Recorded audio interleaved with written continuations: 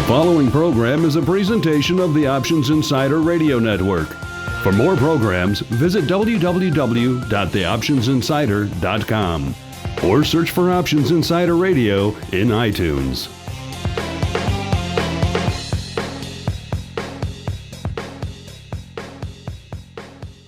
Ladies and gentlemen, please welcome Bill Ryan, New York Stock Exchange, Amex Options.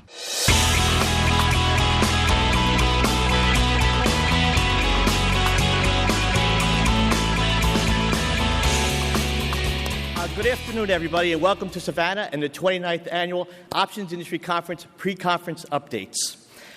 First thing we start with, I have to thank everybody for coming, our participants, our exhibitors, and especially Options Insider for being the exclusive audio participant at the conference. Okay, today during the session we'll hear from 11 different speakers. That will be 6 options exchanges, the OCC, the OIC, the SIFMA Options Committee, the STA Options Committee, and we'll have a Washington update from the OCC. Now, in past years, the participants have given their updates in alphabetical order, reverse alphabetical order, or in random order. This year, the exchanges will speak based on the order in which they host the exchange, host the conference. Each speaker will have 5 minutes to give their updates. Now, since NYSE Euronext is the host exchange for this conference, I get to go first. Okay, first thing I have to tell you is that I'm not here to discuss or deal with the Deutsche Börse or the NASDAQ proposal. So now that's out of the way, we'll start with a recap of the options, of the Amex volume. Amex enjoyed an increase in the executed equity option contracts of 20.7 million to a total of 57 million in March of 2011. That represents a 57% increase compared to March of 2010.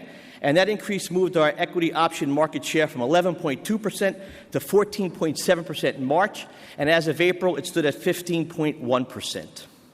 Now, on the technology side, our recent migration from Weehawken to the new Mahwah data center was completed in April, and we now have 16 matching engines for Amex. Our average order acknowledgement time is 400 microseconds.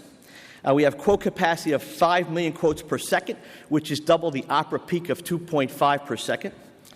We can handle 150 billion market maker quotes, 800 million orders, and 16 million trades per day on Amex. And by the way, we still have co-location space available in Mahwah. If anybody's interested, please stop by the booth and talk to the NYSE technology staff. Beginning in 2010, we added 12 e-specialists to our pool of liquidity providers. We now have a total of 41 liquidity providers on the Amex, making markets in 2,100 total options issues. 2,000 of those issues have both a specialist and an e-specialist. And also in 2010, we introduced a professional customer designation. Recently, we extended the pilot program that eliminated the minimum size for flex trades for another year, and we extended the maximum term for a flex option to 15 years. Order sending firms now have the ability to set a global default target if they want to direct their orders to a particular market maker, and they have the ability to override that global default target by populating a different fixed tag. Also, order senders and market makers can also have their orders canceled automatically should they become disconnected somehow. Plans for the Amex semi-remutualization have been filed with the SEC, and the comment period has recently ended. We expect approval from the SEC shortly. Okay, our next speaker is Todd Wildman from NYSE ARCA, so please welcome Todd.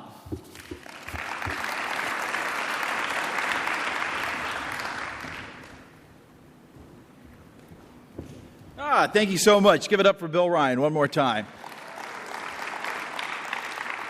As part of the host exchange or exchange group that's hosting this wonderful conference, I want to welcome everybody to Savannah also. It's a pleasure to be here with y'all. So obviously I'm out in San Francisco at NYSE ARCA Options, everybody's favorite options exchange, either to love us or to love to hate us. Okay.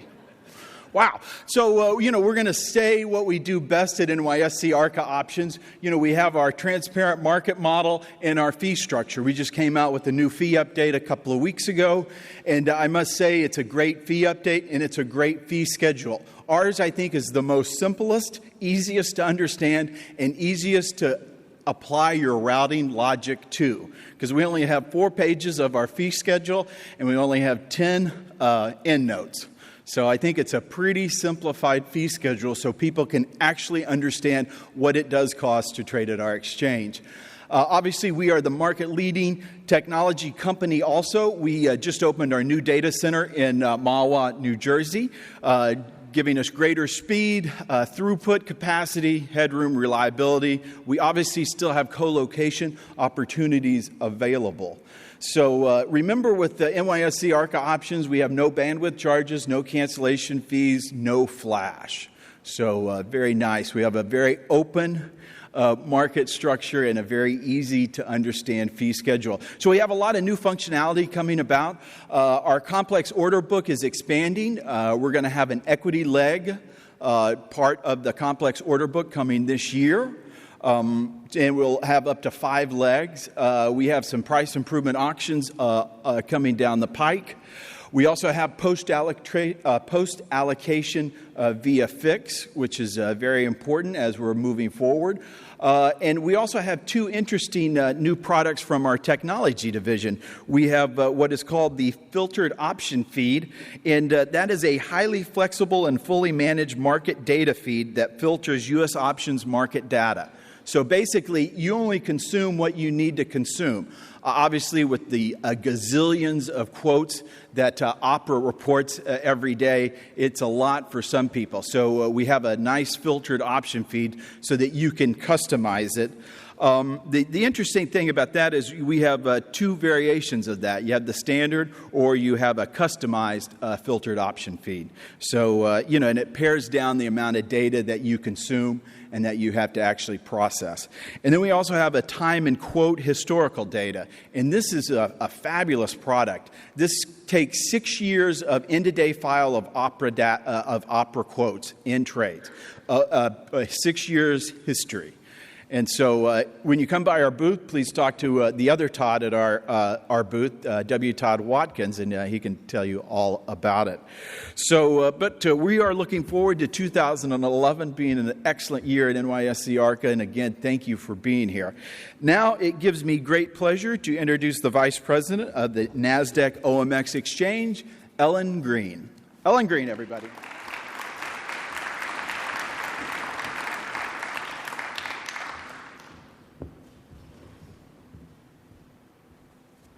Thank you, Todd. Good afternoon. My name is Ellen Green, and I'm Vice President of NASDAQ OMX Group, and I run our sales team for transaction services here in the U.S. At NASDAQ, we have an interest in seeing our customers succeed, and we strive to provide products and services to help our customers meet those goals.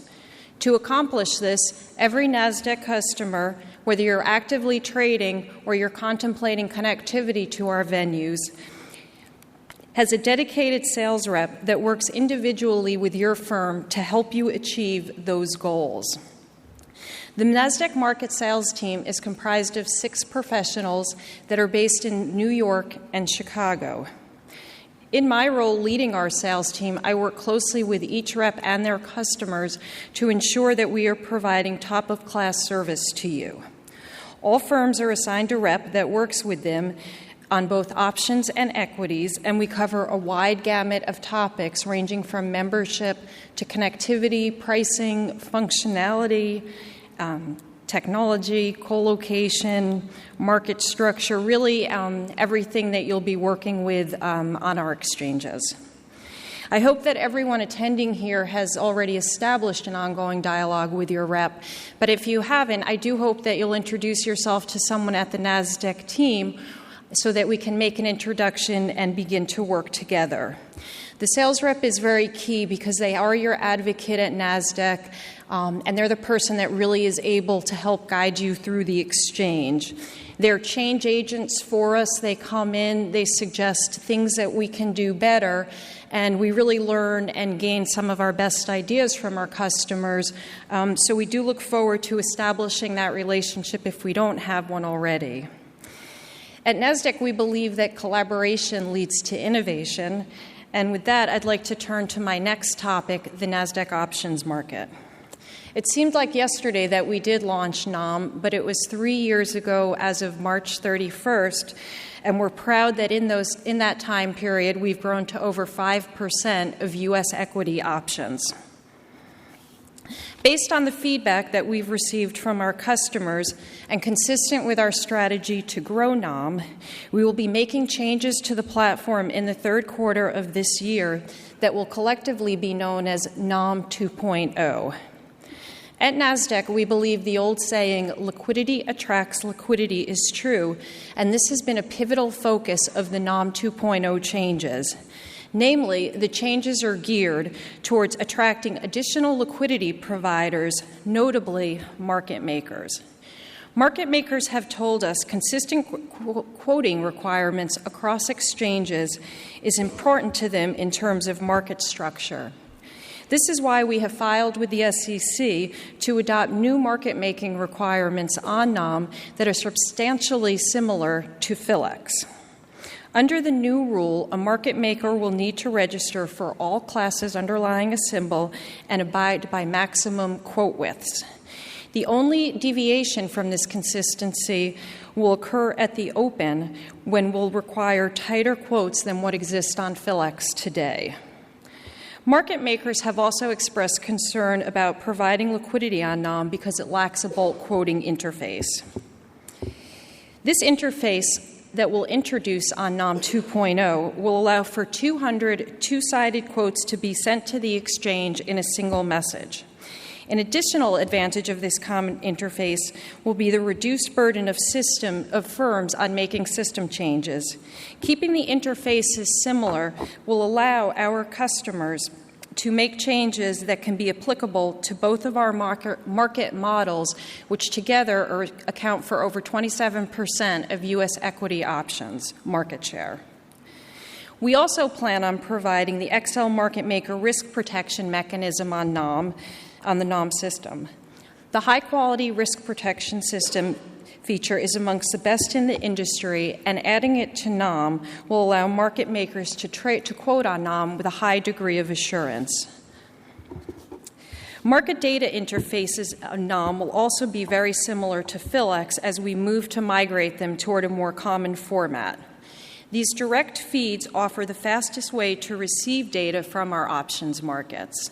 The depth of book data provides auction notifications on a common interface, which will allow for greater efficiency for firms, since they will only be required to make a code change to take advantage of both markets.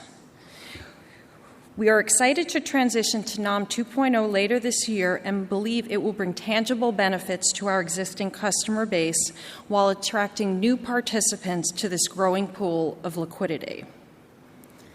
Our NASDAQ OMX PHLX market continues to be the flagship of our options product offering. A reliable hybrid system with a robust trading floor and a solid electronic trading system contribute to an outstanding 23% of all U.S. equity options market share. In April, we began trading options on our proprietary alpha indexes. These indexes provide a straightforward benchmark and allow participants to trade company outperformance or underperformance regardless of overall market changes.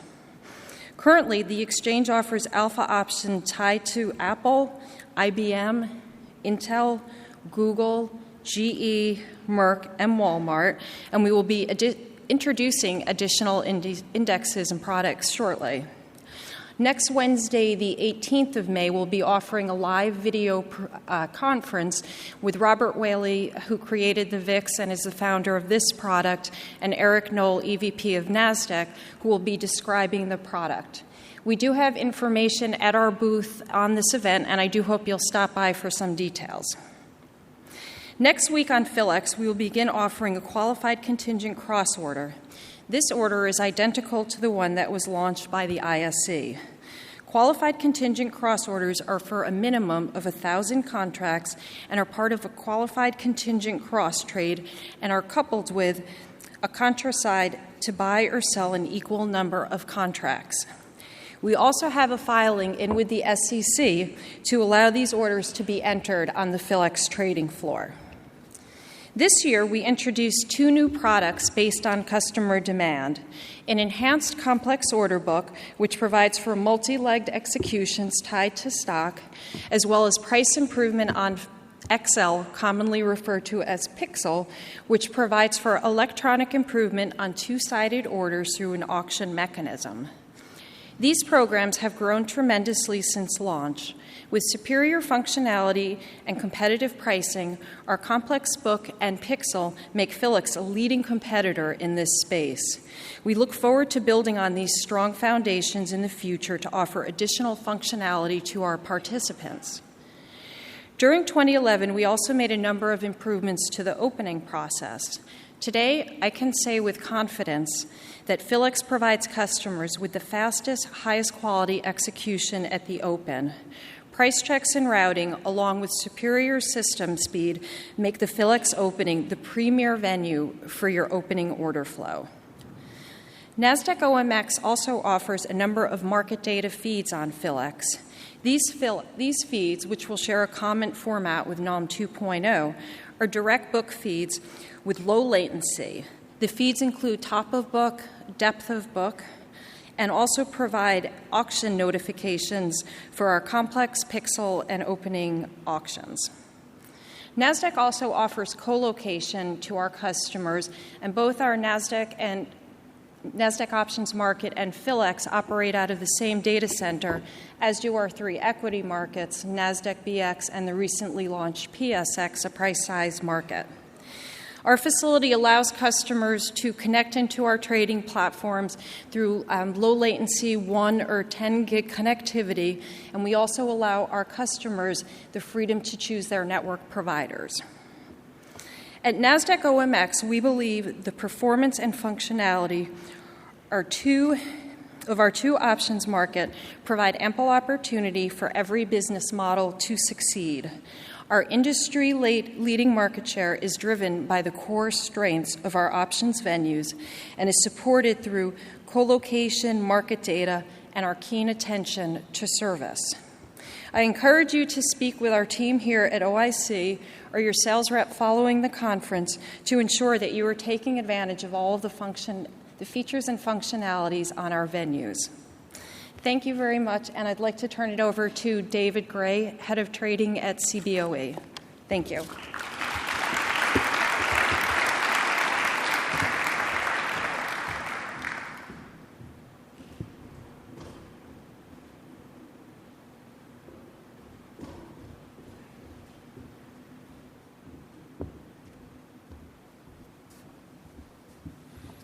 Thank you, Ellen, and good afternoon.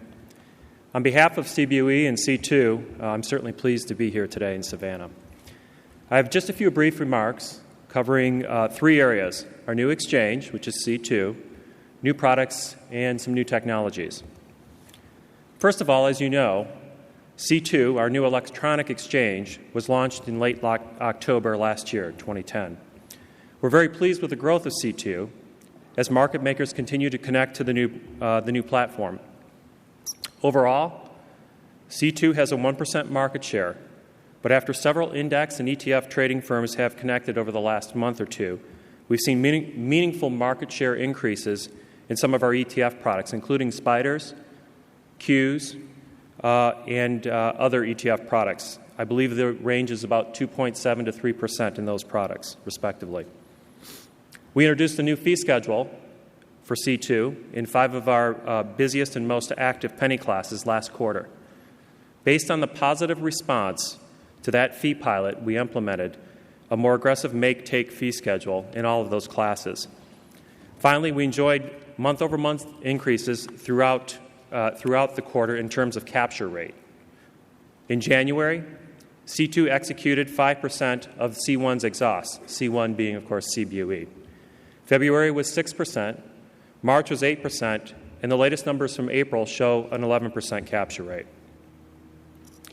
This, however, is just the beginning of the C2 story, and it will become a more significant factor in the weeks and months ahead as we expect more new users to connect as we prepare to launch SPX PM. At the end of February, we announced plans to list SPX index options pending regulatory approval on the C2 platform. SPX PM is almost identical in structure, of course, to the flagship product on C1, which is SPX, except it has a PM settlement, a convention that we have found is often used by the OTC marketplace. PM settlement, of course, also mirrors settlement conventions of retail products and, for instance, SPDR ETF products. With SPX PM, we expect to provide our customers with two very deep pools of liquidity for our most actively traded product. One that favors the convenience of point-and-click electronic trading, and one that favors the flexibility and ability for price discovery to negotiate large, complex orders afforded, obviously, by floor trading environment. Assuming SPX is approved by the SEC with a deadline of June 6, we plan to begin trading immediately following the June expiration, which is the 21st. We continue to work closely with the SEC to bring this much-awaited product to market. On the new product front, a couple of products to be aware of. In terms of new products and benchmarks, we've had a few very active months. Many of these products have been capitalizing, of course, on the success we've had with our VIX futures and VIX options. Specifically, through April, VIX futures average daily volume was up over 275%, and VIX options was up nearly 70% over the same time last year. And of course, that's on the heels of a very active 2010. The demand for structured ETN products like VXX, VXZ, that benchmark to our VIX product continues to fuel growth in our VIX products. These licenses generate revenue for CBOE, and more significantly, the issuers of these ETN products hedge that exposure by trading our highest revenue contracts. According to a recent ConvergeX Group report, money flows into VIX ETNs are up about 50% for the first 4 months of 2011, totaling nearly $2.6 billion. There are currently 22 ETNs pegged to VIX, most of them introduced since March of 2009. Their proliferation and the significant capital flowing into them amidst a period of relative low volatility are especially compelling to us. While the growth of VIX has been remarkable, we're even more enthusiastic about what lies ahead. We began 2011 with several new initiatives aimed at leveraging our R&D and trading expertise to further develop the volatility frontier. In January, we began calculating and publishing volatility index values on 5 individual stocks. Those are equities. Based on customer demand, we announced in March that we'll launch options on those stock VIXs, pending regulatory approval, of course. We plan to list both options and futures on the volatility of 40 different individual equities and exchange-traded funds, including options on the CBOE crude oil ETF product OVX. In March, we introduced 6 new volatility benchmarks based on highly active sector-specific ETFs. Also in March, recognizing that over-the-counter CDS market is at best complex and inaccessible to most investors, we introduced a newly designed credit event binary option contract for investors who want to hedge risk that they may face. Simply, these new, what we call CBOs, CEBOs, contracts, which we now have 15 listed, include 5 high-profile financial firms that allows investors to express an opinion on whether the company will experience a credit event, i.e. specifically a bankruptcy. While trading early in these products has been slow, we've seen significant and a great deal of interest from hedge funds and others who are both familiar with the credit default swap market as well with the benefits afforded by these exchange-traded products. Finally, last month, we announced that we plan to trade real estate futures and now await regulatory approval on those. On the technology front, on February 1st, Market Data Express, LLC, a subsidiary of CBOE, launched CBOE Streaming Markets. CSM is our new lower latency market data service, providing subscribers with direct data feed of real-time quotations and trade information from both CBOE, C2, and CBSX, our stock exchange. Features of CBOE streaming markets include, of course, top of the order book details, including best bids and offers, regular option or stock trade information, data on more complex strategies such as spreads, straddles, and buy rights. In just a few months since we rolled out CSM, more than 20 firms are using the data service. Some of the largest, most active market makers in the financial community are already commenting on the noticeable increases in speed.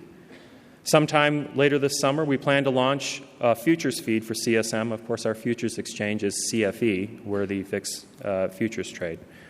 In addition, we see a market for retail option spread traders who are looking for extensive data provided by CSM. You can find more information on CSM at the CBOE website. In conclusion, we're extremely pleased with the progress we've made with C2 in just a few short months, and are equally as well energized about the prospects for growth for both our new and existing innovative product line. Finally, we look forward to continuing to capitalize on the highly successful trading technologies that we've built in-house, like CBOE streaming markets, which let us command our own technology destiny. And of course, all of us from CBOE look forward to chatting with all of you here at the conference. Thank you so much for your time. It's now my pleasure to introduce Alan Grigolato, Senior Vice President, Boston Options Exchange Business Development. Alan?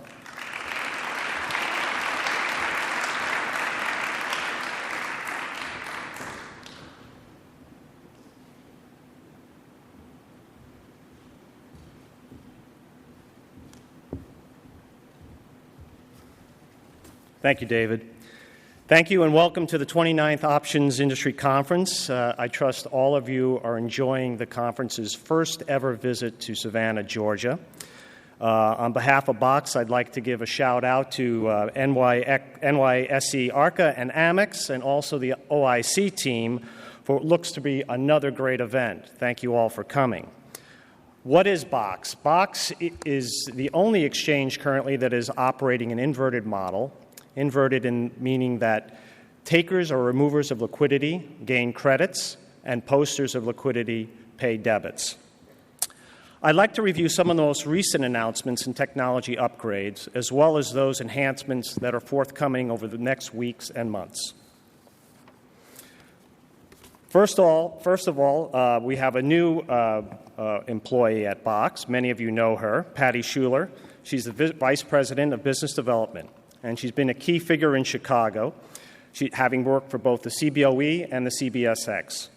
Patty has over 25 years' experience in the industry, and she's currently the president of STA Chicago chapter. What have we done recently? BOX has just recently enhanced its opening algo. The market opening system operates much more efficiently than it has in the past, and these upgrades to the opening algorithm will hopefully attract more business to the opening match. We've also instituted a new order type called PIP seed, or surrender quantity. Now, this is very interesting. It allows the initiating participants in the PIP to surrender the contracts to another competing participant in that PIP, provided that they're at same price. This is unique to BOX, and what it allows the initiating participant to do is, if he doesn't want to take on the risk of that trade and there's somebody else willing to do that within the auction, he can cede his quantity to that person. Obviously, that saves the hedging costs, the clearing costs on trades that theoretically have no value to the initiating participant. He's always the backstop for that order, so he must always be there if no one else is there, but this allows him to do that with this order type. We also instituted auto match for fixed users. Now, this isn't all that unique for those of you who are market makers. What it does is it allows you to set the beginning price and the ending price within the auction, and the ending price will be determined by the user. And he can set that price so that he never goes beyond the theoretical economic value of that order inside the PIP.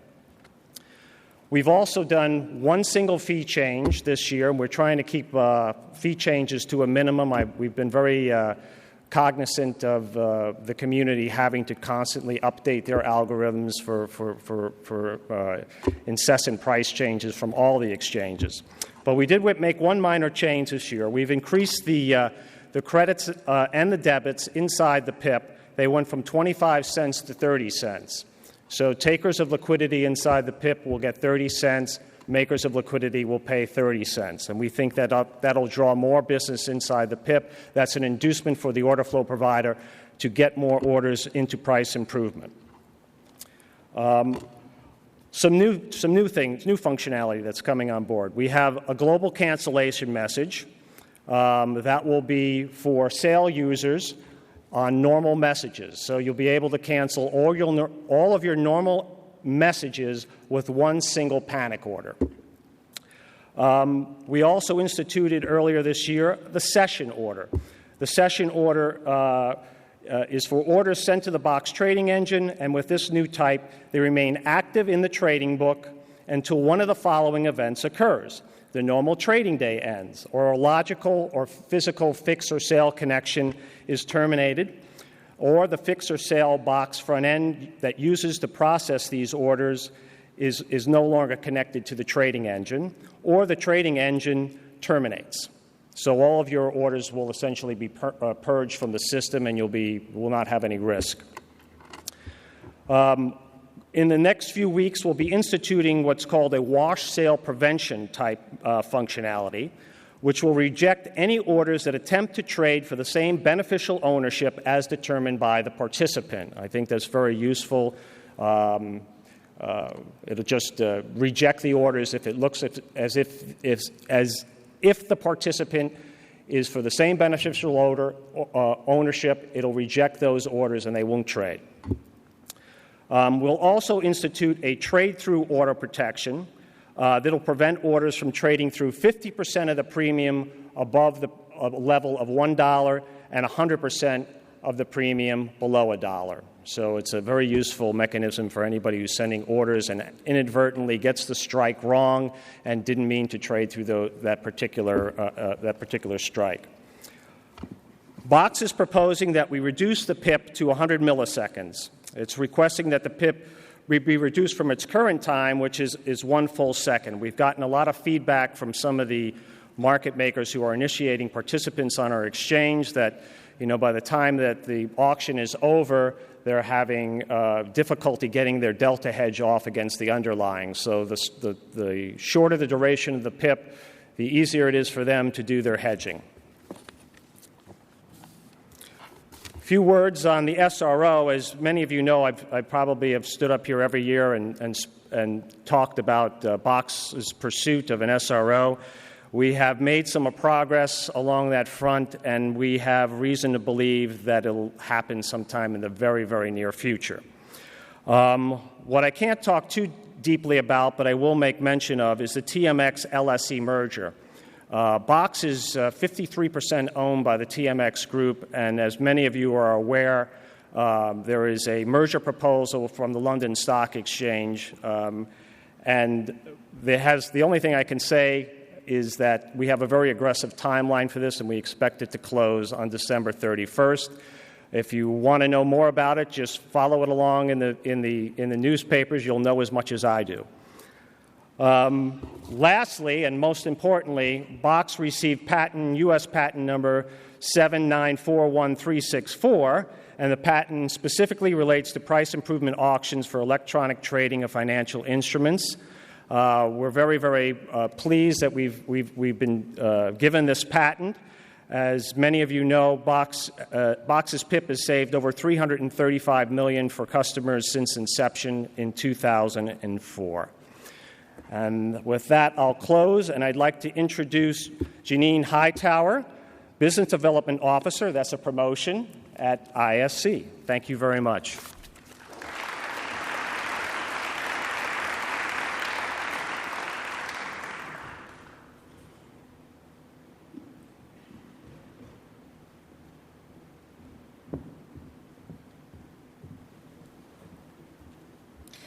Good afternoon. As the last exchange, I'll promise you I only have 2 pages of notes, so I'll keep this relatively brief. I'm just going to take a few minutes to talk about three areas today, primarily what we've done recently in the areas of new technology, innovation, and creating better value at the ISE. First, with new technology, I'm extremely excited to be talking to you today about the launch of our new trading platform called Optimize. Optimize is the best-in-class trading system developed jointly by Deutsche Börse and ISE. It's a completely new matching engine, as well as all of the new subsystems that ISE runs on. We've had extremely successful launch that began on April 11th. We've had 100% uptime since that launch time, and we now have 875 products trading on the new platform. We're rolling out hundreds more products each week, and we expect to end the rollout in early July. We're actually even considering accelerating that schedule because it's going so well. Hallmarks of the new system are speed, capacity, flexibility, and the broad set of features unique to the derivatives markets. In terms of speed, the system sets a new performance benchmark for the options industry. We have achieved initial latency reductions of over 75% compared to our legacy system and have already identified areas for further reductions. We expect to be among the industry leaders in terms of speed, but more importantly, provide the best combination of speed and functionality. In terms of capacity, we've seen a tenfold increase in capacity compared to our legacy system. We've already brought up throughput for our order flow providers several times over from the legacy system, as well as increasing market maker throughput by 50%. We plan to increase this even further as the year goes on. Flexibility is a key hallmark of the new trading system. It's highly configurable for different market models. We're flexible for new products, asset classes, and market structures. The new system has a flexible trading interface with allowing us to make changes overnight without member impacts. This means only members that are interested in coding to new functionality need do so and also test for it. Optimize has features that are unique to the derivatives markets. It supports all of the current functionality available on ISE, as well as some new ones. We've introduced opening-only orders as well as good-till-date orders. We're the only U.S. options market that is actually providing good-till-date orders today. We've improved our quote protections for market makers that will allow them to quote more aggressively, leading to better market quality, and we've enhanced our market data for both the regular and complex books. We've introduced a trade feed as well as a rich order feed, and we've introduced a top-of-book and depth feed for our complex order market. Our complex book has actually changed quite a bit with the new trading system. Instead of operating like a bulletin board, we'll actually operate the complex order book much like the regular market. It'll have a one-price opening, it'll have quote protections for market makers, its own market data feeds, and it will support all of the order types available on ISE, the regular market today. In terms of other innovations that have come out in the past quarter from ISE, if you've been asleep for the past year and a half, I'll just refresh you on what QCC is. QCC is a new order type that we implemented on February 28th after a long controversial period that we sought approval for. QCC allows for 2 institutional-sized block orders, meaning 1,000 contracts or more, to be matched without interference so long as they're priced at NBBO or better and are tied to stock. We also introduced a stock post-trade allocation feature. We've allowed for our members to send us a stock option combo order since 2004, but in the last quarter we've allowed them to electronically allocate the stock on a post-trade basis. We obviously have allowed that for the options for quite some time, but this will enhance the order management functionality on ISE to allow the stock trade to be post-trade allocated. For Precise, we've made many enhancements over the past year. I'm going to highlight one of them today. For those of you who don't know what Precise Trade is, it's our front-end trading platform for both options and tied to stock orders. It provides order management functionality for orders sent to the ISE, whether they come in through Precise, Fix, or API connections. And if you're interested in learning more about it, come see us in our booth. We'll have a demo of it available. But the biggest thing we've introduced in the past quarter is a sweep and cross order type. Sweep and cross allows members to automatically send in an order to other markets' tops of books that are priced better than a crossing order, and then send the remainder of that order as a crossing order to ISE in one click. It adheres to all intermarket linkage rules related to the execution of large crosses. Finally, I wanted to cover the area of creating better value at ISE. In April, we implemented a firm fee cap that basically caps member proprietary order flow as well as farm volume, which many of you know is away market maker volume at ISE if they're part of a crossing transaction. Included in the cap are all of ISE's crossing order types, as well as all proprietary volume in our non-maker-taker products and all the maker volume in the maker-taker products. Additionally, all volume executed through an interdealer broker goes towards the member's fee cap. We've created rebates for crossing orders that get broken up. For the portion of a trade that doesn't trade with its natural contra, we provide a rebate. And for PIM orders, it's a rebate of 25 cents. And for facilitation and solicitation orders, the rebate is 15 cents. And the last thing I wanted to cover today was our complex order pricing. We've increased our rebate for complex orders and our maker-taker names to an industry-leading 25 cents per contract. That means every time a customer order comes to ISE as part of a complex order, and it trades with a market maker or another non-customer on the complex book, that customer receives a 25 cents per contract rebate. Most importantly, customers never pay a transaction fee to execute complex orders at ISE. They never have, and they still do not pay any transaction fees. This is true if they're taking liquidity, it's true if they're making liquidity, and it also included is if they're laying in the book. If a market maker is quoting on the book and receives a rebate, the customer still does not pay a transaction fee. That's all I wanted to cover today. I'm around all week if you have questions. I appreciate your time, and with that, I'm going to introduce Ted Dahlstrom from OCC, who is our Government Affairs Specialist.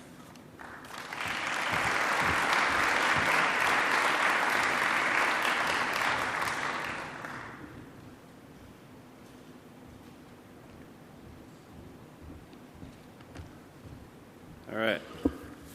I realize the most dangerous place in Savannah is standing in between you guys and a cocktail reception, so I'm going to be brief.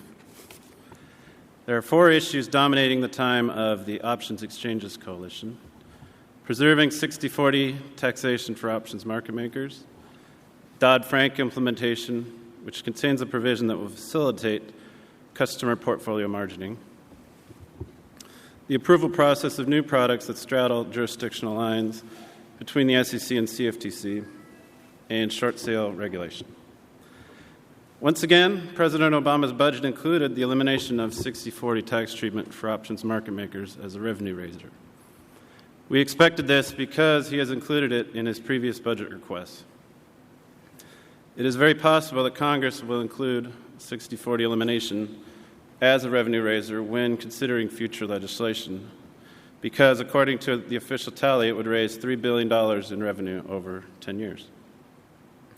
So far, the issue has not come up yet in Congress, but the coalition is working with our tax council to identify potentially supportive members of Congress to advocate for options market makers if the issue is raised later this year. The CFTC and SEC are required under Dodd-Frank to adopt rules permitting customer choice for portfolio margining. In addition, Title IX of Dodd-Frank extends SIPC insurance to futures products in a securities portfolio margining account. It also facilitates the cross-margining of securities accounts. The agencies have not published their proposed rules on portfolio margining yet, and there is no deadline for them to do so. But the coalition will be following their activity closely and encouraging them to act sooner rather than later.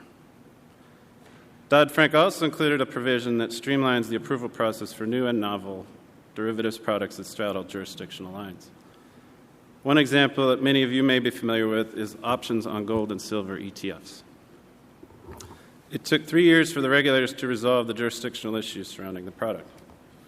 During that time, the options are being traded OTC and possibly on overseas exchanges. The CFTC and SEC jurisdictional dispute mechanism could be extremely helpful to get new products traded and cleared.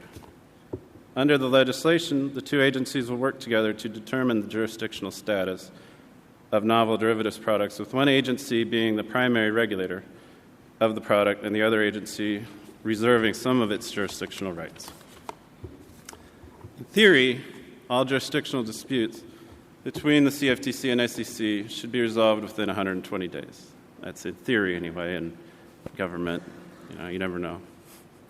Regardless, this is a positive step toward eliminating some of the bureaucratic hassle of creating new products. The SEC just last week announced a request for comment regarding 2 short sale studies required under Dodd-Frank. SEC staff wants to know what the public thinks about the benefits and costs of requiring publicly available real-time reporting of short sale positions, or whether the information should only go to the SEC and FINRA. In addition, the SEC wants comments about conducting a voluntary pilot program in which public companies could agree to have their shares marked, have sales of their shares marked long, short, or market makers short, and purchases of their shares marked buy or buy to cover. The information would then be reported in real time through the consolidated tape. The SEC published in the Federal Register 23 specific questions about these two issues for any interested parties to respond to.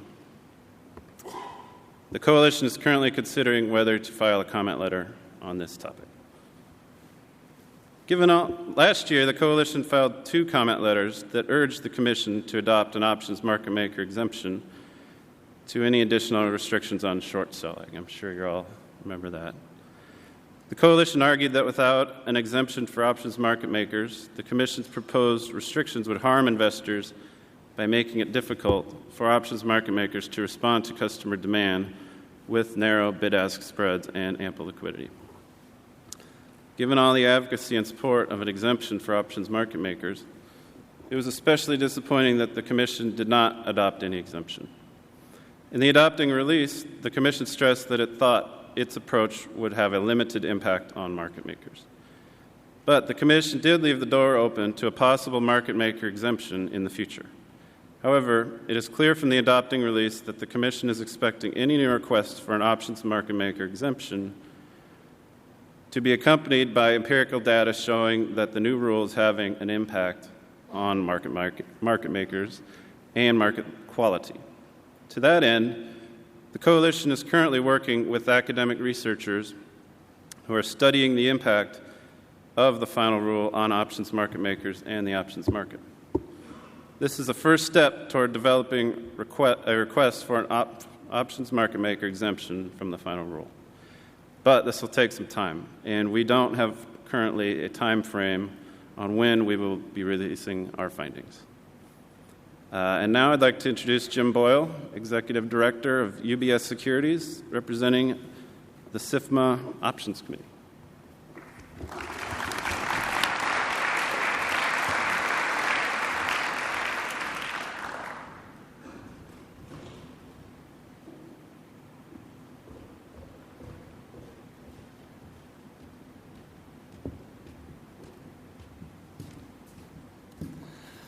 Welcome, everybody. It's really looking forward to some good business discussions. It's really nice to see all my friends and colleagues and, well, in my case, family also. I'd like to thank NYSE Euronext for putting this wonderful event on, and the OIC committee and everybody else who had a hand in it. It's really a great venue.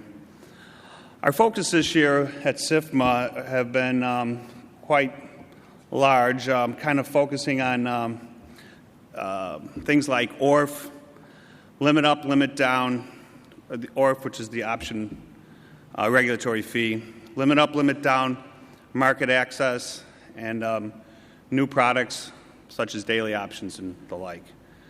I'd like to kind of start with ORF. The option regulatory fee kind of came out of the ability for some firms to use routing strategies to avoid the regulatory fee. So the exchanges came up with a way to charge individual customers. However, it still is not is still playable by using different routing strategies. So at SIFMA, we're working with the exchanges to see if we can craft an NMS plan to create a process that's fair, equitable, transparent, and obviously not playable like the current one and the early $55 registered rep fee. After a lot of back and forth with the SEC last year, we were extremely close to having a process, but the SEC, as it got up to the higher levels, had a problem with exchanges with SROs charging non-members. So we think an NMS plan will probably be the way that we can work this out. Like I said, I want it to be equitable, transparent, not playable. And what it'll involve would be all customer-only order flow. We'll have one central administrator for the plan, The exchanges will all file rules to create the level of the fee. The individual OCC members will be assessed the fee. The exchanges will be remitted their portion of the fee from each contract, and we will only allow it to be changed. We're still working on the details, but somewhere between, we'd prefer once a year and maybe up to 4 times a year, maybe quarterly, to see if you could keep the changes lower to make it easier to calculate and change people's systems. The limit up, limit down issue, been going around a lot. I think everybody knows it's a 5 or 10% band that would be published by the SIP to all participants. The products can only be traded inside of this band. The issue that comes up at the option side is the 15 seconds that these individual stocks would reach their pause state, or their limit state, and what happens to the options? Do they immediately become the de facto equity? So as we went through that whole process, we discussed different ways that how we wanted to make sure that the industry was okay with the process, and it worked well, and the SIP and the individual exchanges put out the information. And I think aside from that, most of the rest of it we feel is really a competitive issue amongst either liquidity providers or order flow providers. My belief is that probably any limit state that lasts more than 5 seconds will go right to a pause, will go right to a regulatory halt. Because it's just trying to catch those times where there's a crazy crazy trade that goes on. I think that this is going to accomplish somewhere around 90% of the problems that this is that this is trying to prevent, and it'll work pretty well if it goes the way it's looking like.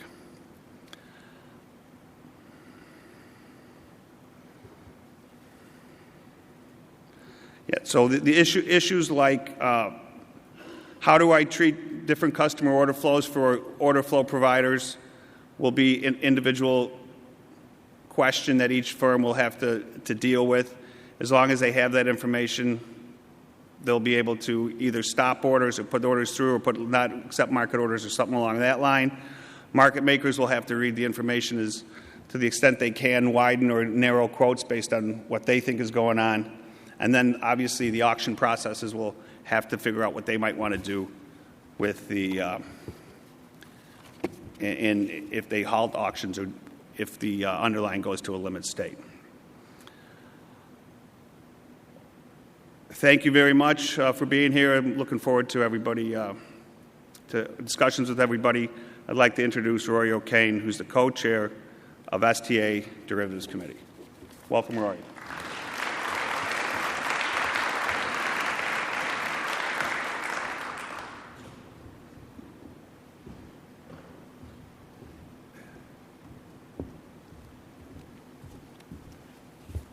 Thank you, Jim, and thank you, NYSE, Amex, ARCA, for this opportunity.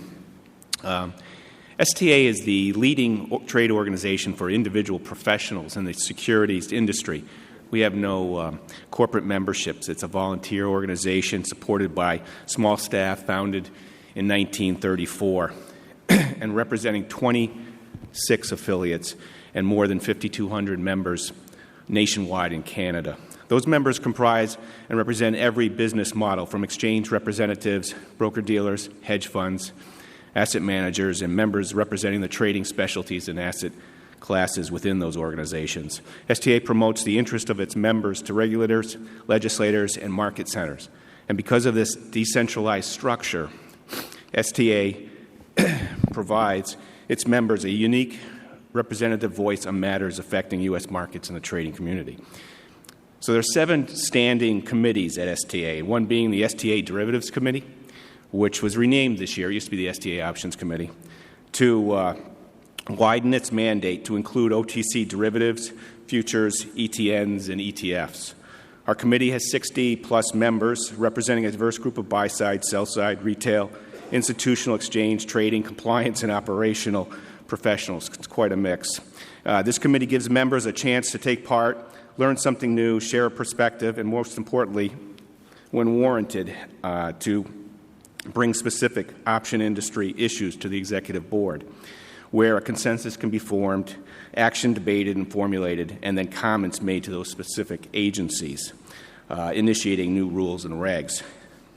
STA Derivatives so far this year has covered a range of topics, including listed exchange updates like what we're going through today, products, platforms, participants, ETFs, growth drivers, and issuers, OIC education initiatives, OTC derivative reform, which we were asked to input and help on a comment that STA sent to the CFTC last month, potential new rules and order types, and the potential impact on market structure. And later in the year, we plan on covering institutional option liquidity sourcing from trade inception or idea generation to order execution, and what are the hot buttons with institutional clients in that growth area. We also were going to bring research analysts and experts from TAB and others to discuss the metrics and share some of the industry performance metrics of the industry traded participants. And finally, the STA National Conference, where we'll be helping with the content on the derivatives and options side. STA holds 2 conferences a year. The STA Washington was held just this past April, and this is one of STA's premier events and continues to grow each year, especially as the importance of Washington as the center of the regulatory universe and legislation impacts our industry more and more. More than 60 members from 15 affiliates visited select congressional representatives, senators, and regulators discussing regulatory reform, Dodd-Frank implications, tax and budget initiatives, and the potential economic and industry impacts. We also hosted a panel discussion on trade transparency, and representatives from the retail, institutional, exchange, and academic communities discussing the impact of dark lit markets, internalization, trade at, and other timely and relevant trading issues. Discussions this year, particularly, obviously, concern Dodd-Frank implications and the evolving rule sets. Our STA National Conference is October 12th, 15th. It's in Palm Beach this year at the Breakers. Nice place, almost as nice as here.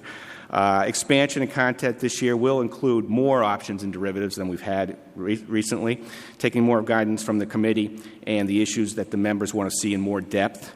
And finally, STA's efforts in Washington continue to intensify, working with our partner, Williams & Jensen, one of the leading independent government affairs firms, and STAPAC, our political action committee. Our voice is being heard. In Washington, STA's sole objective is to ensure that the U.S. security markets are the most efficient, transparent, fair, and liquid in the world. Through these efforts, STA provides its members and affiliate organizations with an unparalleled opportunity to speak directly to their local legislators on the issues that affect them most as industry participants. The strength of our organization lies in the diversity of our membership. And despite our different industry backgrounds and agendas, we are all united by one fundamental goal: the protection and enhancement of the greatest capital formation system in the world.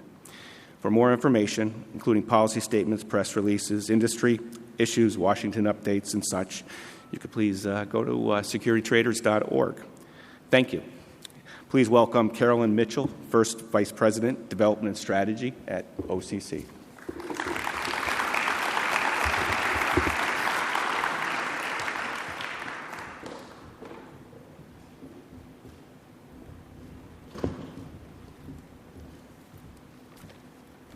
Okay, so I've been standing on the side, and there are a lot of people here who do not look excited. And everybody needs to wake up, because here's the good news. I am the second to last speaker. I know it's been a long row of us, and that means the bar is almost open, so just bear with us. So I thought what I would do in 5 minutes or less is talk a little bit about industry volume, and then jump into an update on OCC. 2010 was one of the busiest years at OCC. If we look at the different products that OCC provides clearing for, in options, which is near and dear to all of our hearts, we experienced the 8th consecutive record year of options trading volume.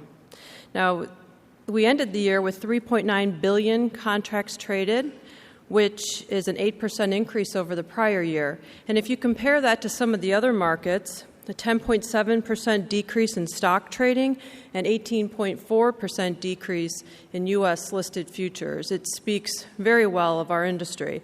To put a little color to that, that equates to $1.2 trillion in options premium that changed hands in 2010. And open interest reached an all-time high of 360 million contracts in November. When you look at cleared futures at OCC, volume more than doubled last year. Across the 5 futures markets that we clear for, we cleared nearly 27 million contracts, which is a 54% increase. And in the area of stock loan, we have 2 stock loan programs. One is an OTC program, and the other one is the AQS market. Securities lending continues to experience tremendous growth. We closed out last year up 64%, an average daily notional value of just over $13 billion. Now, year to date, OCC cleared volume is up 16%, despite a small setback last month.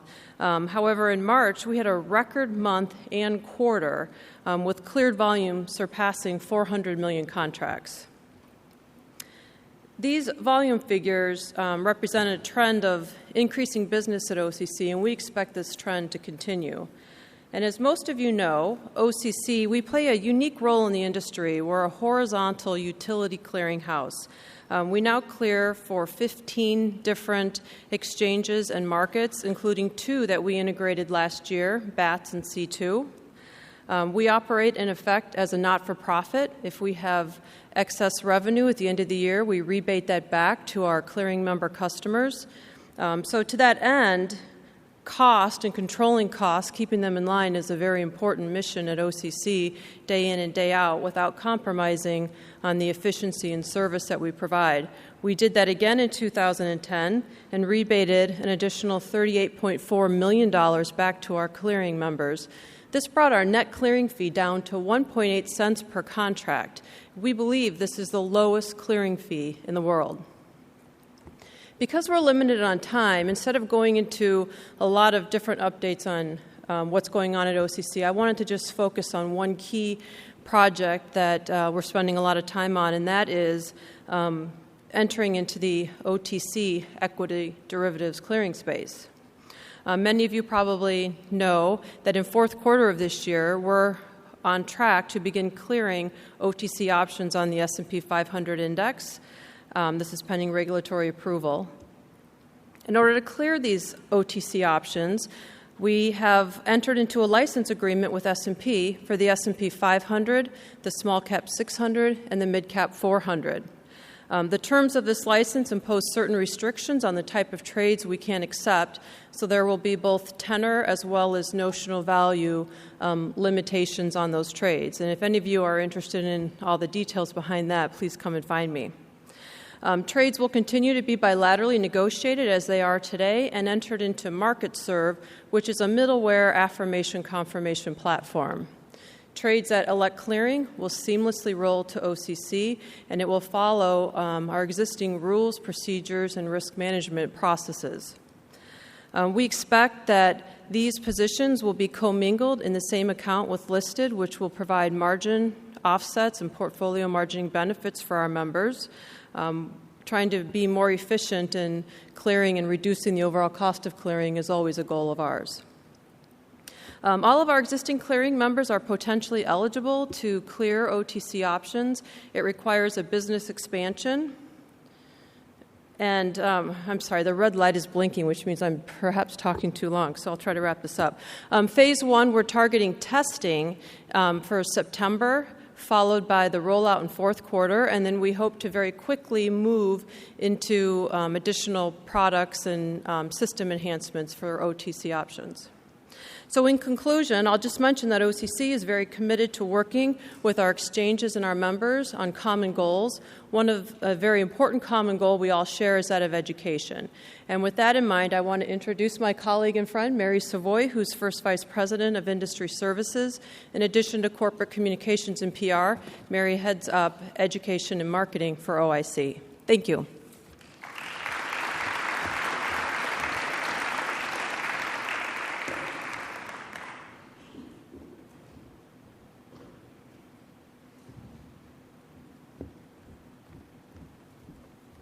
Thank you, Carolyn.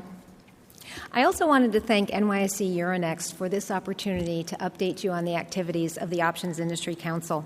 Carolyn was just talking about the great volume that our industry has been experiencing, and I believe to a large extent it is thanks to the people at this conference in this room that this options volume continues to trend upward. You've all fueled the growth by ensuring a highly competitive marketplace that benefits investors. And also by supporting efforts to educate investors about the versatility of options. Working very closely with OIC, I'm ever mindful that it's your support that enables OIC to provide a variety of educational programs to individual investors, their financial advisors, and institutional investors. So today, I'd like to share some metrics that reflect the reach of our programs and update you on some of our strategic partnership activity, as well as a few new initiatives. Well, let's start with just a few performance statistics. Over the past year, more than 9,000 people have attended live OIC educational events. And our website saw record-breaking activity the first quarter of this year, with nearly 3 million page views. This represents a 47% increase over the same period last year. The website is further leveraged through content sharing agreements, where we allow other organizations to share our content because we feel very strongly, why reinvent the wheel? We think our content is good, it's compliance approved, it's highly respected. And so we're very happy to share it and get it out to more people.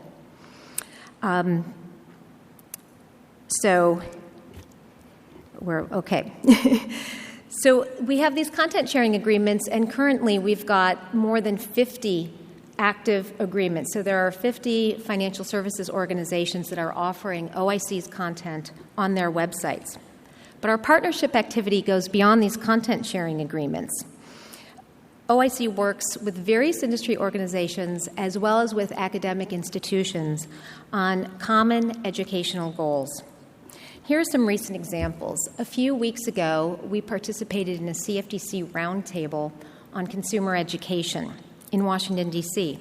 And on May 19th, in Chicago, OIC is sponsoring a wild event, and that is Women in Listed Derivatives, featuring an options tutorial. Earlier this year, we collaborated with a brokerage firm to deliver options seminars that combined our highly regarded neutral education with the firm's hands-on demonstration of their trading platform and their tools. And it proved to be a winning combination. The seminars were extremely well received by packed rooms of the firm's active investors. And we're very pleased that the success of this program has prompted other firms to contact OIC about conducting similar events. Beyond our borders, we're collaborating with broker-dealers in London to present options education to market professionals. And we helped shape Europe's first equity options conference organized by FOW and held in Amsterdam last month. OIC participated in the regulatory and retail panels for that conference. Last December, we sent a delegation to China to meet with government officials, financial regulators, and business leaders. We felt that this was a first step in a continuing dialogue to educate them about the U.S. options markets and also to offer OIC's educational services. Back at home, we partner with academic institutions in a variety of ways. Support for an updated collar study by the University of Massachusetts has led to OIC presentations at 8 different conferences and forums, reaching over 1,000 institutional investors. and also to OIC-authored articles in financial publications. We've partnered with Rutgers University to create an online accredited options CE program that has exceeded 900 registrations in the past 6 months. And we expanded a half-day program called Road to Wall Street that was introduced last fall at Baruch College as a way to interest students in options both as an investment tool and as a career. Since then, we've held the programs at Illinois Institute of Technology in Chicago and Drexel University in Philadelphia. These events average more than 200 attendees and have led to inquiries from several other schools. In addition to expanding partnership activity and supporting our ongoing programs, we also introduced 2 new initiatives this year. In February, OIC launched a new seminar, Options on ETFs, which has attracted more than 100 attendees per event. And most recently, in fact, about 2 hours ago, we released an OIC commissioned study on financial advisors' attitudes towards and usage of options. It's the first study of its kind, and it will be very helpful for OIC in tailoring its programs to the needs and interests of the FA community. The study found that, surprisingly, nearly half of those FAs surveyed are using options for their clients' accounts. And most of the non-users said that they would be more likely to use options if they understood them better. This underscores a great opportunity for OIC to fill that knowledge gap. Some of the other findings of the study point to opportunities for FAs to help build their book of business through options. For example, advisors with larger books of business are significantly more likely to use options than smaller books. Also, advisors report that clients are driving much of their options activity. More insight regarding the advisor's use of options can be gleaned from the full study, which is posted on OIC's website, optionseducation.org.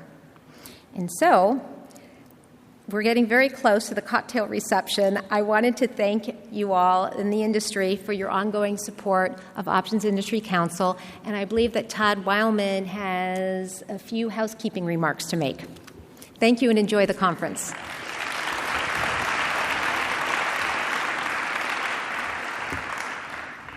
Mary Savoy, thank you. Okay, good news, ladies and gentlemen. I want to thank everybody for attending. The good news is our exhibit hall is now open, and there is a cocktail reception sponsored by the SIBO there. So when you exit this hall, head to the right if you're the first 10 people, and if you're not, just follow the herd. Last thing, immediately following the cocktail reception and the opening of the exhibit hall at 6:30, there is a welcome reception at the Westin on the Harbor Lawn. And so with that, I gavel this part of the OIC conference closed and on to the exhibit hall. The preceding program was a presentation of the Options Insider Radio Network. For more programs, visit www.theoptionsinsider.com/radio or search for Options Insider Radio in iTunes.